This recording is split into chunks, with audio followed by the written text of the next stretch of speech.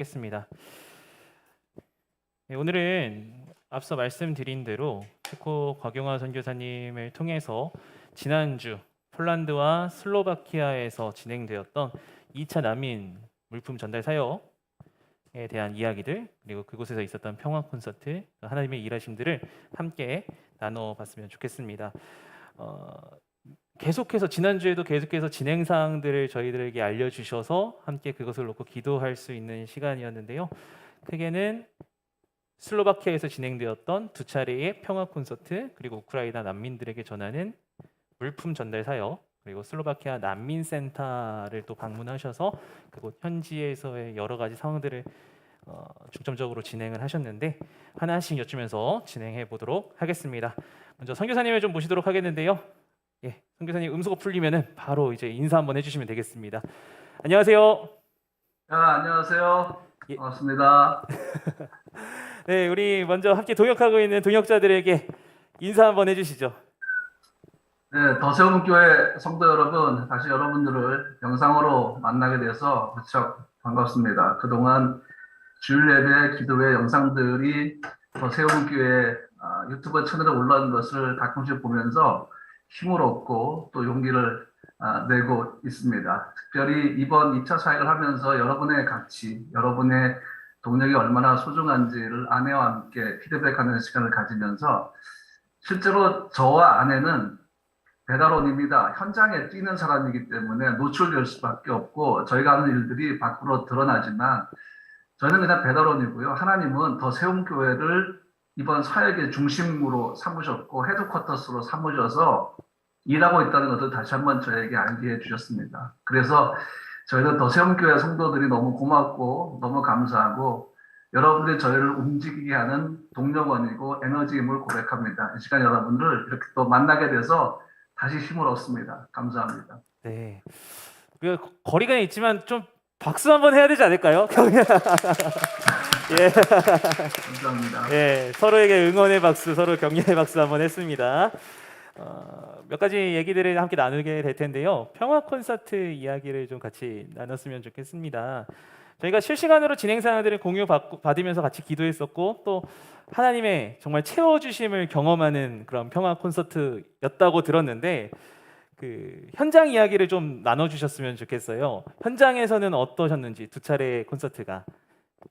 네, 두 번의 난민 콘서트를 했는데 첫 번째는 브라노프라는 전혀 알지 못했던 작은 마을에 있는 문화센터에서 했습니다. 물론 이 콘서트의 시작은 미국 음대 교수님 그 부부가 베를린으로 1년 동안 안식년을 왔고 그냥 차를 렌트할 수 없는 상황인데 갑자기 차가 나오게 되었고 또 독일 면허증도 뭐 1년 이상 걸리기도 하는데 2달 만에 갑자기 나와서 그걸 기념으로 차를 운전해서 프라하로 놀러 왔다가 주일 예배를 저녁에서 드리게 됐습니다. 거기서 2차 사역에 대한 얘기를 듣고 이분이 감동을 받으셨어요. 그리고는 베를린으로 돌아가셨는데 더세움교회 유튜브 영상을 보고는 자기 자신도 운전하고 싶다 이런 마음을 갖고 저하고 연결됐고 거기서 이제 가족 콘서트가 기획이 되어서 같이 갔는데 문화센터에서 할 때는 그 마을 브라노프 마을에 있는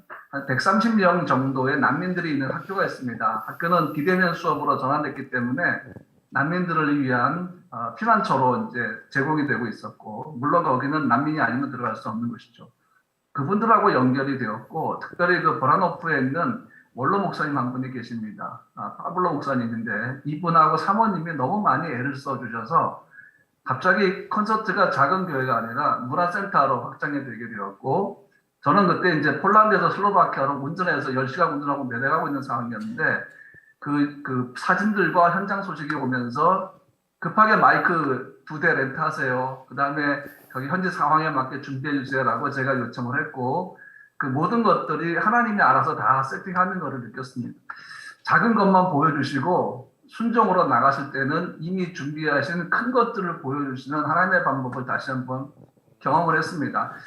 그리고 한 100여 명이 넘는 난민들이 왔었고 클래식 콘서트 했으니까 좀 위로가 되는 아주 잔잔하고 아름다운 클래식 음악들 그 다음에 내 평생에 가는 길을 또 편곡을 해서 김주영 집사님, 김희성 집사님 부부가 또 연주하고 부르기도 했었고, 정말 놀라운 것은 어린 아이들도 많이 왔는데 너무 조용했다는 겁니다.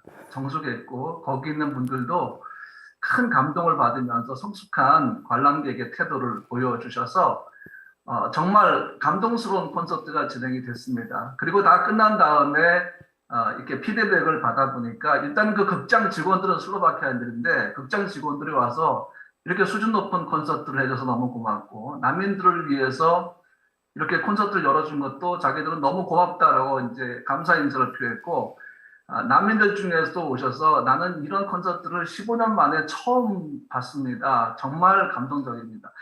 우는 분들도 꽤 많이 계셨고요. 어떤 분은 오셔서 나는 평생에 처음 이런 콘서트를 봤습니다. 우크라이나 시골에 살고 있는데 제가 언제 이런 콘서트 볼 기회가 있었겠습니까? 지금까지 삶을 살면서 이렇게 감동적인 콘서트는 처음입니다. 라고 고백하는 분들도 계셨습니다. 그때 이제 14살 아냐라는 소녀가 자기가 직접 엄마와 같이 만든 시를 낭송하는 기회를 가졌고, 뭐 그때는 저는 우크라이나어를 모르니까 그 시가 어떤 의미인지 모르겠지만 마치 모노드라마 하듯이 이렇게 시를 낭송하는 모습 봤고, 출발하기 전에 제가 따로 학교를 찾아가서 그 소녀의 영상을 촬영했는데 도서님께서 자막 처리해서 만들어주셔서 너무 감사했습니다. 두 번째 콘서트는 슬로바키아 교회, 저하고 1차 작 때부터 동력을 하고 있는 교회였습니다. 이제 그곳에는 슬로바키아인들하고 난민들이 역시 같이 참여했고, 거기서 역시 김진영 그 바이올리니스트, 김유성 소프라노, 그 아들 김노아 피아니스트의 연주회가 시작이 됐는데, 연주회가 시작이 되고 한 20분쯤 지났을 때에 뒤에서 굉장히 고령인 할머니 한 분이 우크라이나인 여성 2명의 부축을 받으면서 교회로 들어오시는 모습이 눈에 띄었습니다. 할머니는 너무 힘든 상황이어서 교육관 사무실로 들어가서 소파에 누우셨고 이제 여성 2분이 교회 안으로 들어오셔서 콘서트를 봤는데 알고 보니까 이분들이 얼마 전에 우크라이나에 있는 그 기차역에서 폭격이 있었죠. 돈바스 지역에 크라마토르스크 기차역에 러시아군이 폭격을 해서 상당히 많은 난민들이 피난민들이 죽었는데 그 현장에 있던 사람들이었습니다. 그곳에서부터 슬로바키아 국경을 넘어서 탈출 행렬 속에 있었는데 마침 그 콘서트 시작할 때 그 미알로비치에 도착하는 시간이었습니다. 그래서 콘서트에 참여했고 끝나고 난 다음에 자기들은 너무 힘든 상황인데 이 콘서트를 통해서 너무 큰 힘을 얻었다라고 감사 인사를 표하더라고요. 인터뷰를 하고 싶었지만 너무 지쳐 있었고 교회에서 바로 차량으로 이분들을 새로운 거처로 이동을 모시고 가야 됐기 때문에 충분한 대화는 나누지 못했지만 그 표정을 통해서도 벌써 감동을 받은 감사의 표정을 저희가 볼 수 있어서 하나님이 타이밍이 하나님이시구나 이렇게 얘기하셔서 정말 위로가 필요한 사람들 현장에 정확한 시간에 도착하게 하셔서 콘서트에 참여하게 하시고 또 위로하게 하시는구나라는 것들을 경험을 하게 됐습니다. 이 2번의 콘서트에는 사실 저희가 한 게 별로 없습니다. 하나님이 다 하셨습니다. 하나님이 무대 마련해 주셨고 난민 보내주셨고 슬로바키아인들에게 위로가 되게 하셨고 하나님이 다 하신 겁니다. 끝나고 나니까 우리가 뭐 했지라는 생각이 드는데 이거 전부 다 기도의 힘이지 않습니까? 여러분이 기도해 주셔서 하나님은 현장에서 중요한 일들을 이루어 가시는 거죠. 사실 뭐 제가 한 거는 음악가 가족과 함께 가서 음악할 거예요 라고 한 것밖에는 없습니다. 기도의 힘입니다. 다시 한번 여러분에게 감사를 드립니다. 네. 이렇게 나눠주시는 것만으로도 들으면서 그 여운이 여기까지 전달되는 것 같아요. 이번에 함께 그 말씀해 주셨던 그 바이올리니스트 가족이었던 김준영 집사님 가정하고 같이 이렇게 동역하면서 움직이셨는데 함께 하시면서 어떠셨는지 또 나름의 그런 하나님께서 주시는 또 감동들이 있으셨을 것 같아요. 선교사님 같이 움직이시면서 어떠셨었나요? 솔직히 처음에 운전을 같이 하고 싶다라고 연락이 왔을 때는 운전만 같이 하시나 보다. 이분들이 저는 어떤 분인지 전혀 몰랐으니까요. 미국 살다 오신 것만 알고 있으니까 워낙 미국은 장거리 운전이 많지 않습니까? 도움이 되겠다라고 생각했는데 그때가 언젠가면 빼뜨르 그 부부가 이사를 같이 하고 싶다고 헌신했을 때입니다. 이미 트럭이 준비가 되어 있었기 때문에 제가 따로 승합차를 렌트하지 않아도 되었고, 또 이 트럭에는 부부가 타직하고 제가 앉을 자리가 없어서 좋은 방법은 제 차를 몰고 가는 것이었습니다. 근데 제 차에도 물건들이 가득 실려 있어서 이분들이 오셔서 프라하에서 또 차를 렌트해서 거기에 또 베를린에서 많은 물품들을 싣고 오셨어요. 그래가지고 차 세대가 움직이게 된 겁니다. 저는 이제 이분들이 양력을 보내오고 프로그램을 보내올 때 드디어 알게 됐습니다. 이분들 만만한 분들이 아니구나. 정말 월드와이드한 분들이구나. 경력을 보니까 뭐 굉장히 화려하더라고요. 그래서 기대가 굉장히 컸습니다. 그런데 이제 그 아들 14살 피아니스트, 여기 나라 14살, 한국 나라 15살이죠. 준비할 시간이 너무 열흘도 안 되는 시간이어서 모든 곡을 다 소화할 수 없으니까 현지 미알로비치에다가 피아니스트를 구해달라고 요청을 했는데, 뭐 여러분도 아시겠지만 15살 소년이 피아니스트로 함께하게 되었고 너무 좋은 동력이 일어났습니다. 이제 같이 이제 슬로바키아로 이동하는데 이분들은 연주를 준비해야 됐기 때문에 폴란드 카토비치에서 바로 미알로비치로 내려갔고, 저와 백드로 부부는 이제 그 창고로 가서 이제 물건을 내려놓고 다시 미알로비치로 갔는데요. 근데 연주 실력은 정말 놀라웠습니다. 여러분 영상으로 보셨겠지만 현장에서 저는 그 감동이 정말 배가 되었습니다. 실력이 이 정도였나? 그래서 그거를 영상에 충분히 담지 못한 게 너무 아쉬웠는데, 사실 제가 1989년부터 해외 선교 훈련 사역을 하고 지금까지 훈련 사역을 진행해 오면서 항상 주님이 제게 말씀했던 게 뭔가 하면, 너 모든 걸 다 가져가려고 하지 마. 너는 뭔가 퍼펙트하게 만든 다음에 가려고 하지 마. 너는 갈 때는 그냥 오병이어만 들고 가. 너 오병이어 들고 가면 내가 충분히 그곳에서 역사할 수 있어. 라는 것들을 말씀해 주셨고, 그 뒤부터 저는 퍼펙트한 장비나 퍼펙트한 준비를 갖추지 않고 주님 보내시면 그냥 현장에 갔습니다. 가면 현지에서 하나님이 준비하신 것들을 만나게 하셔서 거기에 제가 생각했던 것 이상의 감동을 주신 걸 경험했는데, 이번도 마찬가지였어요. 사실 화질이 썩 좋지 않은 그 HD 핸드캠이 하나가 있습니다. 그거 하나만 가지고 간 거예요. 그러니까 여러분 그 영상 혹시 보시면 화질이 정말 안 좋습니다. 근데 소리만 들어도 되니까 그 현장을 담고 싶었지, 저는 퍼펙트한 영상을 원하지 않고, 또 그건 또 하나님의 마음이었어요. 굳이 영상, 좋은 영상으로 알리려 하지 말고 그곳에 역사하는 성령의 역사와 또 연주하는 헌신하는 음악가들과 그곳에 있는 난민들의 모습만 담으면 충분해라는 마음을 제 속에 주셔서 저를 위로해 주셨습니다. 이분들 시카고에 있는 노스팍 대학교의 성악가 교수님이시고, 또 미러키 위스콘신 주립대학의 또 바이올리스트면서 지휘를 하시는 그 교수님이신데, 그 이번 일정 앞뒤로 그 다른 나라에서 지휘 세미나가 있는데 그걸 참여하시고 기간 동안 오신 다음에 또 지휘 세미나로 갈 정도로 바쁜 일정을 보내는 가운데도 함께 해주셨고, 이제 이분들의 피드백을 들어보니까 자기들은 너무 감동적인데, 특히 14살 아들 김노아에게 너무 좋은 경험이 됐다라는 것입니다. 이 아이가 사실은 놀라운 것은 피아니스트인데 유럽 첫 공식 데뷔가 난민 콘서트였다는 것입니다. 그 난민 센터에서 연주하는 게 그게 첫 공식 데뷔 날이었고, 그 다음날 슬로바키아 교회에서 한 것이 두 번째 연주했다니까, 이 김노아 피아니스트는 평생 잊지 못할 너무 아름다운 선물이 되었다고 생각을 합니다. 콘서트에 대한 모든 것들, 이분들과의 동력에 대한 자세한 얘기는 언젠가 또 다를 내용이 있겠지만, 제 자신에게도 난민들에게도 너무 큰 감동을 주었던 그런 콘서트였고 그런 동력이었습니다.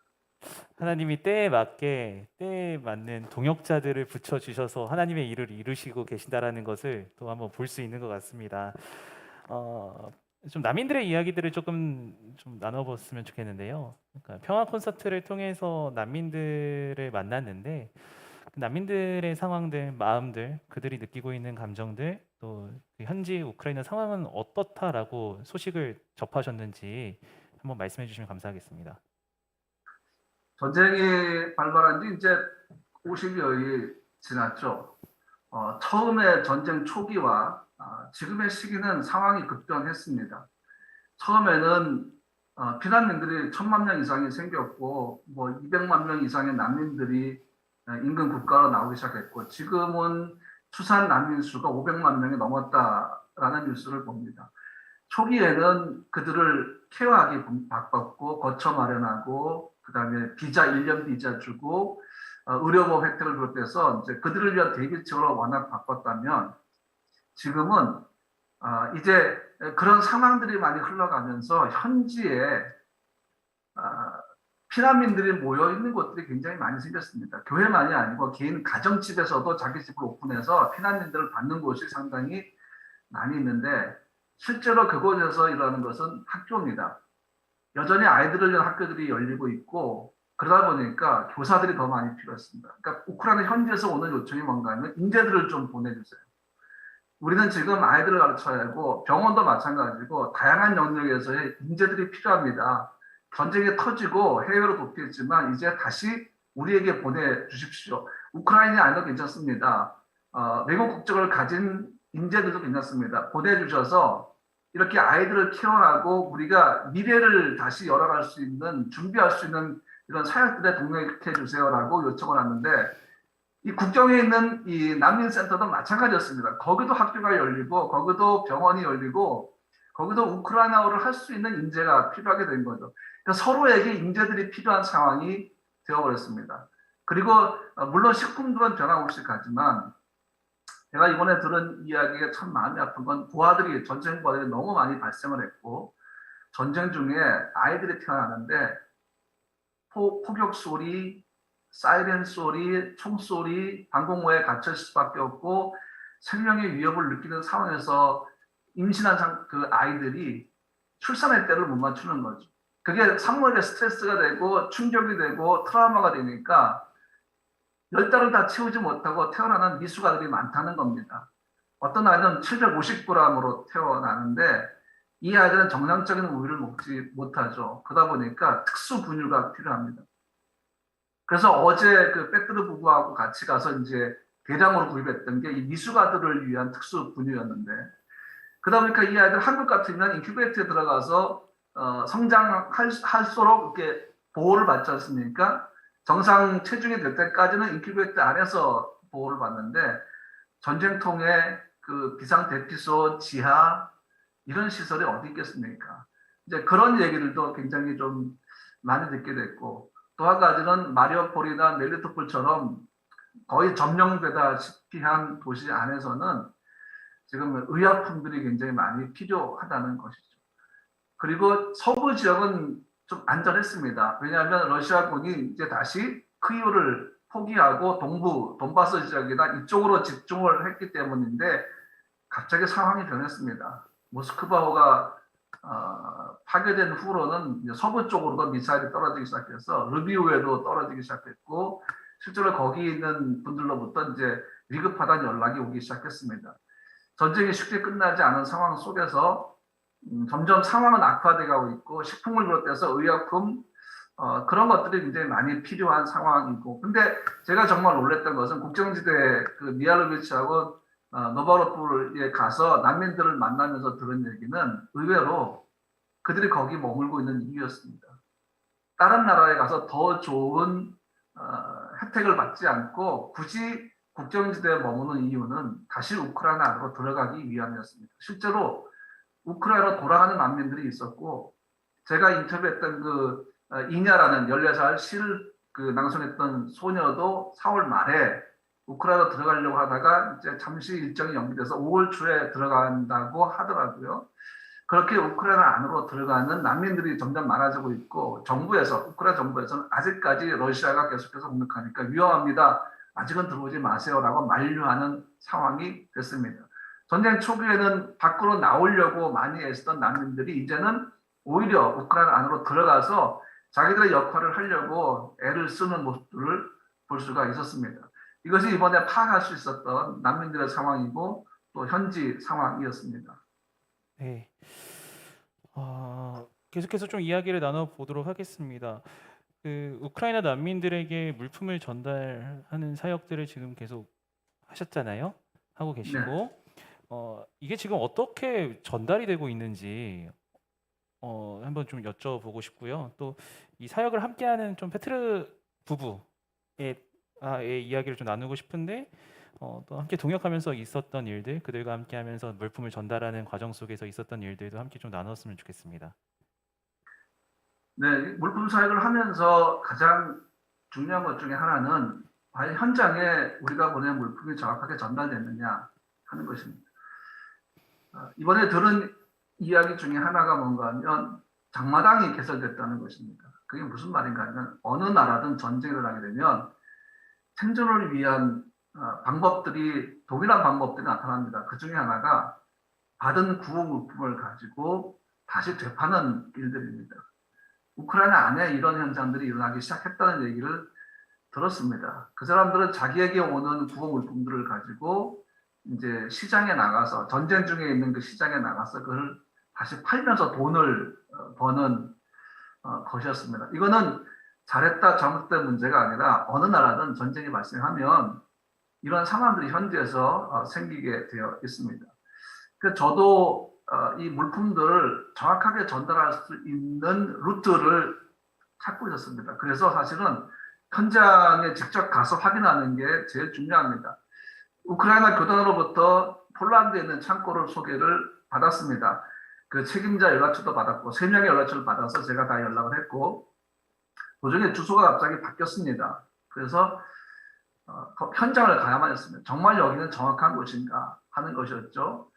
그래서 물품들을 다 싣고 페트르 부부와 함께 폴란드에 있는 그 루블린 근처에 있는 그곳으로 갔을 때 깜짝 놀랐던 게 너무 체계적이고 정말 그냥 현장에 갔더니 크리스찬들, 우크라이나를 돕는 크리스찬들이라는 그 티셔츠를 다 입고 있었고 우크라이나 국기도 걸려 있었고 그리고 여러 나라에서 함께하는 그 직원들의 모습을 봤고 계속해서 대형 트럭들이 들어오면서 거기 있는 사람들이 그 물품들을 트럭 안에다가 다 옮기고 그럼 다시 그 트럭이 우크라이나로 출발하는 그 현장을 제가 봤습니다. 이 사람은 정말 정직하구나. 그래서 우크라이나 교단에서 이것을 추천했구나라는 것들을 확인할 수가 있었습니다. 물론 거기에 침낭 300개를 내려준 다음에 그 다음에 우크라이나 교단에다가 이렇게 여기에 내려놨습니다. 전달될 겁니다라고 보냈고 현재 책임자한테도 이거는 우크라이나 교단으로 가는 침낭 300개입니다라고 분명히 목적지를 설명을 해줬고 그쪽에서 알았다는 연락을 받았습니다. 그리고 이제 미알로브체는 거기는 뭐 우리가 잘 아다시피 그 거기는 선교사나 우크라이나 안으로 연결된 그 제2의 장소 거기서부터 전역으로 번져가는 그 물품 루트는 정확합니다. 그리고 실제로 현장에서 그 물품을 받은 사진들과 영상들이 오는데 저희가 보낸 물품들만 찍어 오는 게 아니라 뭐 팔레트에 뭐 2개, 3개 큰 트럭에 싣고 간다거나 아니면 그 많은 짐들 속에 묻혔기 때문에 제가 현장 가서 직접 사진을 찍지 않는 한 우리가 준비한 물품들만을 찍을 수는 없는 상황인데 사진들을 보면 가져갔던 물품들이 이렇게 사진 한 곳에 있는 것이 사실 보입니다. 그래서 그런 부분들은 현장에 전달되는 것 속에 물품 속에 있기 때문에 정확하게 저희가 확인되지는 않지만 분명한 것은 현장으로 다 들어가고 있다는 것입니다. 그리고 새로 찾은 루츠가 이제 페트르 부부입니다. 이분들은 아내가 우크라이나 사람이고 현지에 이들의 집도 있고 이들의 고향도 있고 마을 사람들도 있어서 사실 한 달에 한 3번 정도는 가는 것 같습니다. 이분들이 요청을 해서 어제 그만큼 많은 물품들을 트럭에 실었고 아마 지금 우크라이나로 가고 있을 겁니다. 이분들이 가서 사진을 다 찍어서 보내겠다고 했고 또 어디서 이걸 돕는지 알고 싶다라고 해서 또 거기에 대한 내용도 가르쳐줬고 그렇게 해서 병원과 그 다음에 펜션 여기는 이제 펜션이라고 해서 한국 같으면 이제 호텔이나 여관 같은 걸 얘기하는데 거기에 난민들이 많답니다. 그 속에 유치원이 있고 병원도 거기에 개설돼 있어가지고 미숙아를 케어하기도 하고 그 다음에 학교도 열리고 있고 그런 현장들이 있답니다. 그래서 오늘 가서 그곳에 전달을 하고 그 사진들을 다 찍어서 저에게 보내기로 했습니다. 또 하나 루트는 어딘가 하면은 여기에 침례교 가운데 우크라이나와 러시아인들이 함께하는 교회가 있는데 거기에 목사님 교회에서도 저희가 슬로바키아에 있을 때 드디어 차량을 이용해서 우크라이나 안으로 물품을 보내는 사역을 시작했다는 영상을 제가 받았습니다. 그래서 그분하고 좀 대화 중에 있고 그분들을 통해서도 저희가 준비한 물품을 우크라이나 안으로 정확히 보낼 수 있는 루트들을 확인을 했습니다.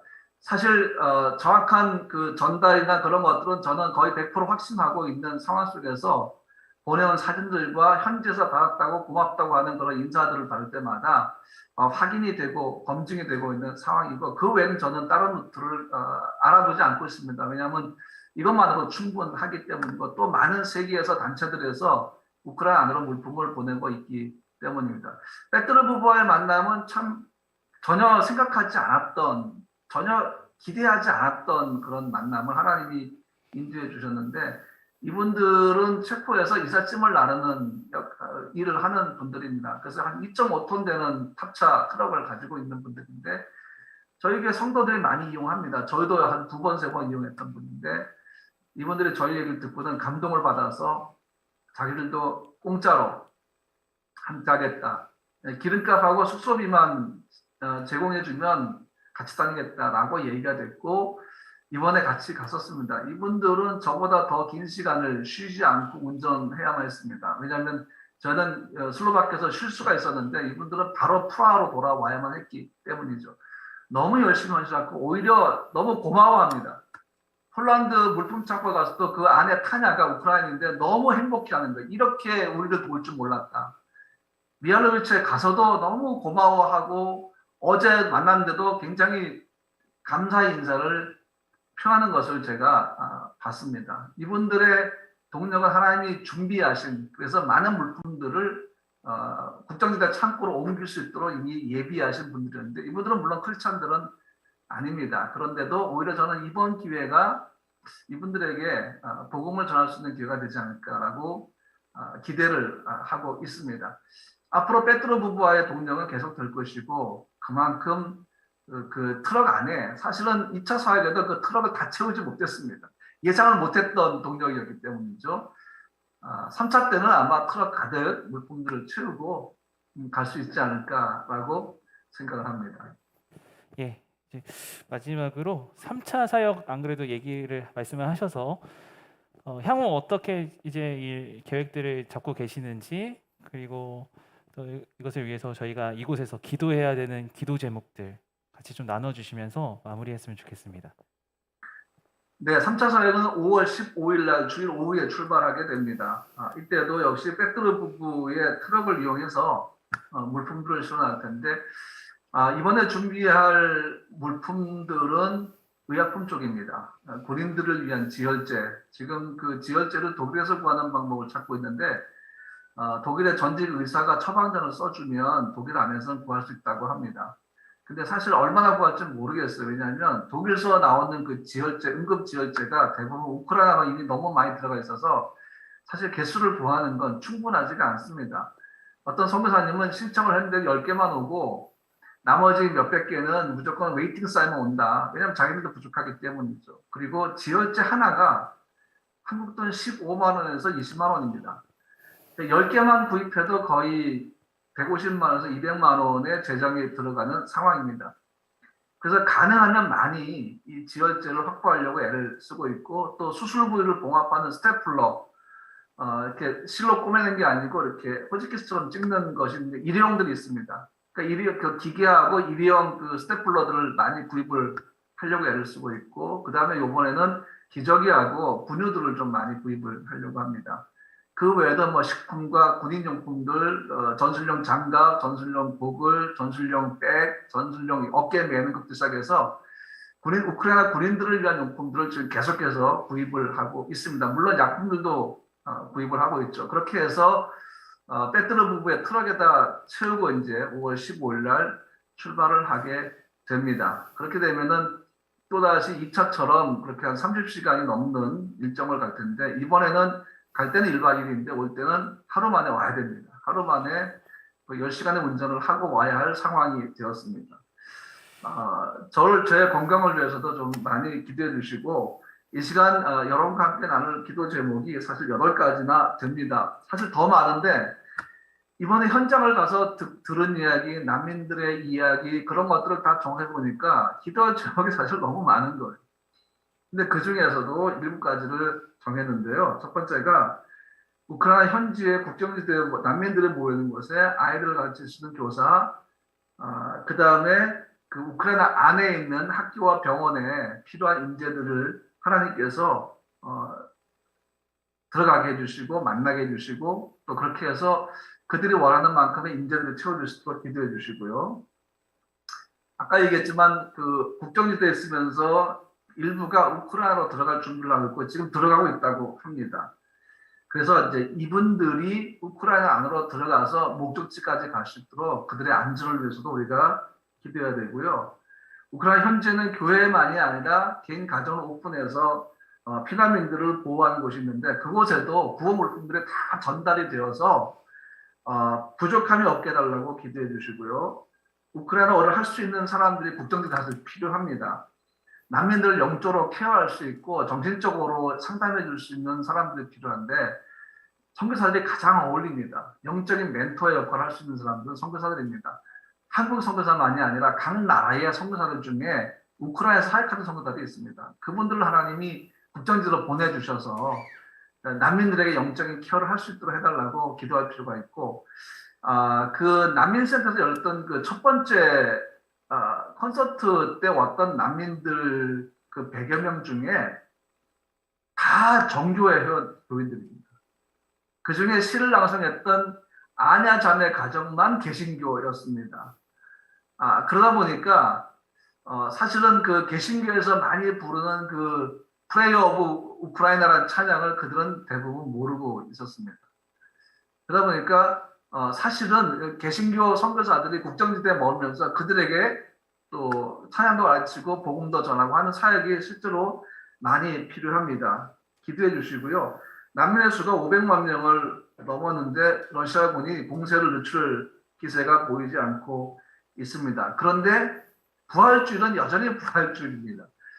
지난주가 우리 부활주일이었죠. 우크라이나는 다음 주가 돌아온 이번 주가 부활주일입니다. 그래서 부활주일의 예배를 통해서 그들은 변함없이 하나님을 예배하려고 하고 있습니다. 하나님 속히 부활주일에 드리는 저들의 기도에 응답하셔서 전쟁이 속히 끝나고 우크라이나의 복구가 시작되게 해주십시오라고 우리가 기도할 필요가 있고 우크라이나 안으로 물품들을 나르는 개인과 교회들과 단체들이 점점 더 많아지고 있는데 그들에게 필요한 물품들을 풍성하게 공급되고 또 계속되는 일정을 통해서 지치지 않고 하나님의 생명을 보호해달라고 기도해 주시고요. 그 다음에 우크라이나 안으로 들어가는 의약품과 식품들이 러시아군들에게 탈취되지 않도록 모두 다 전달될 수 있도록 기도해 주시고 그리고 마지막이 부상을 당한 군인들과 민간인들이 많은데 지혈제가 좀 많이 부족합니다.